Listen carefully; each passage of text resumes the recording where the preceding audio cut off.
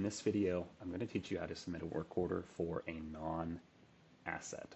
What I mean by that is more likely something that happened to the facility, but you don't have a serial number or a manufacturer tracked, but you still need to raise your hand and mention that something has happened and make sure that it gets resolved. So the steps are going to be very similar to a normal work order, but just slightly different. I'm going to click on Submit Work Order here. I'm going to see all of my equipment, but let's say if I scroll down here at the bottom, in these blue areas are going to be things that are work order categories. So these are more generic. So I could search any of those things and say, I'm just going to report an issue with the door. Great. Woven's going to warn me of any duplicates, as always. And I click Continue. Here, you're going to notice that there's no serial number information because I don't have serial numbers tracked for my doors, as well as there's no manufacturer information.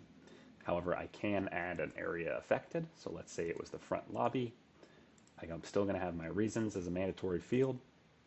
And then I'm going to have to put in a note. So I'm going to say, when opening today, my key broke in the lock. If applicable, attach a photo and then click Submit like normal.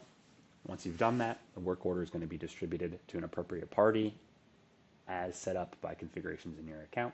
And again, very similar to a normal work order, just slightly different, and that this is one that is for a non-tracked data point without a serial number, without a manufacturer.